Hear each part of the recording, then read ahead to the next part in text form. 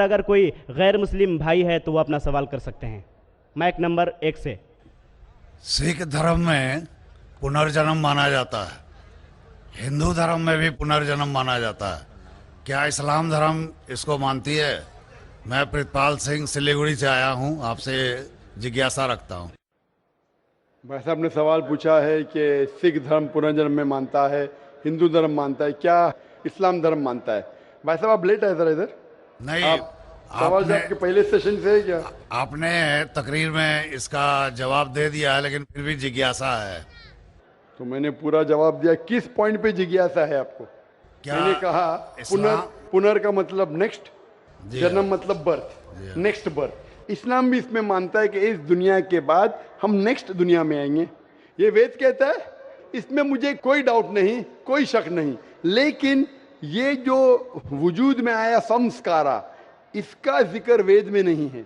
ये हिंदू पंडितों ने कहा संस्कारा के बारे में, क्योंकि वो ये नहीं समझा सकते थे कि लोग क्यों गरीब पैदा होते, क्यों लाचार पैदा होते, क्यों कंजेनिटल हार्ट से। तो ये नहीं पता होने की वजह से फिलॉसफी वजूद में आई। लेकिन वेद में सिर्फ लिखा है पुनर्जन्म, जो कुरान में लिखा है, सिख धर्म में लिखा है, कि मुझे कोई इतराज नहीं। लेकिन ये मानना कि बर्थ फिर डेथ फिर बर्थ फिर डेथ फिर बर्थ फिर डेथ, ये साइंटिफिकली मुमकिन ही नहीं है। I can give you another quotation why it's not possible. आप समझ रहे ना? तो किस लॉजिक पे आप संतुष्ट नहीं है? मैं आपसे ये जानना चाहता हूं कि जैसे सिख धर्म में ये माना जाता है कि किसी व्यक्ति की मृत्यु हुई है, वो कहीं ना कहीं फिर जन्म लेगा, क्या इस्लाम इसको मानती है? नहीं, कहीं ना कहीं नहीं, सिर्फ एक जगह लेंगे, आखिरी नेक्स्ट जिंदगी। और यही सही मानों में वेद में लिखा है, पुनर्जन्म नेक्स्ट जिंदगी। कहीं ना कहीं यहाँ पैदा हुआ, अमेरिका में करेंगे, बिल्कुल किधर भी वेद में नहीं लिखा है। वेद में कहीं नहीं लिखा है, ये पंडितों ने अपनी तरफ से पेश किया है। पुनर्जन्म जो कुरान में है और वेद में है, उसके मानी नेक्स्ट लाइफ, ये हम मानते हैं।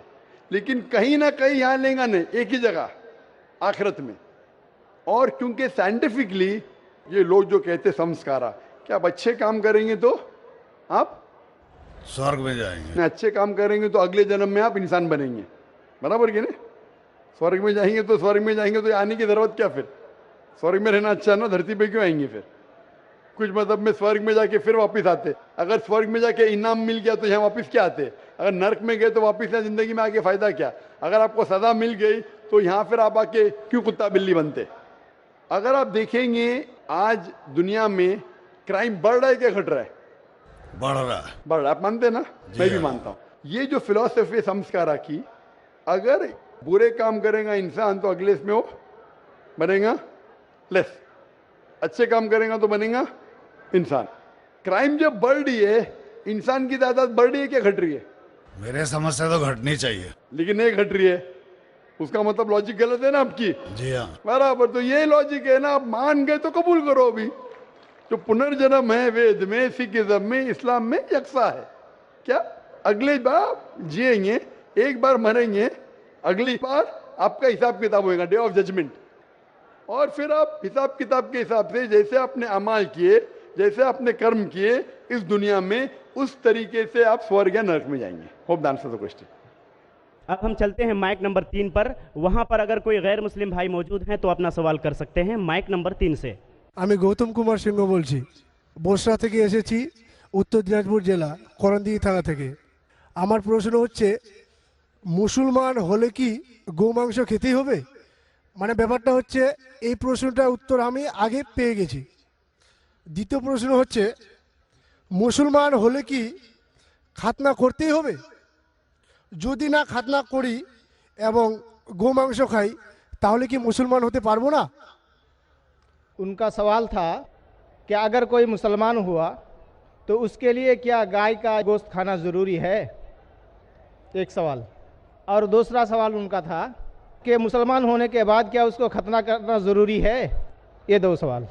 मैं बंगाली नहीं जानता हूँ, लेकिन सवाल समझ गया। স্যার আমি खतना বাংলায় समझ বলছি। गया, गाय गोश्त समझ गया। मेरे बंगाली टीवी के ऊपर डबिंग आती, लोग समझते बंगाली जानता हूँ मैं, लेकिन ये सवाल समझ गया मैं, अल्हम्दुलिल्लाह।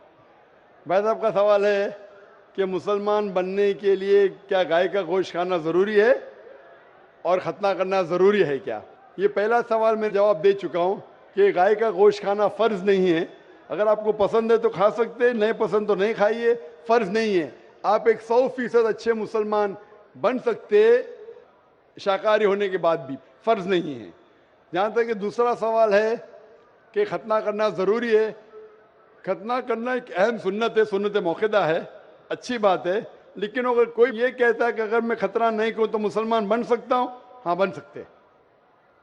खतना करना अच्छी बात है, उससे कई फ़ायदे हैं। मैं मेडिकल डॉक्टर हूँ, उससे कैंसर ऑफ पीनस नहीं हो सकता है, उसमें फाइमोसिस नहीं हो सकता है, कई अच्छी चीज़ें हो सकती है, कई फ़ायदे हैं। लेकिन फिर भी अगर कोई इंसान डरता है और कहता है कि मैं खतने की वजह से अगर इस्लाम नहीं कबूल करना चाहता हूँ, क्या मैं इस्लाम कबूल कर सकता हूँ? कर सकते।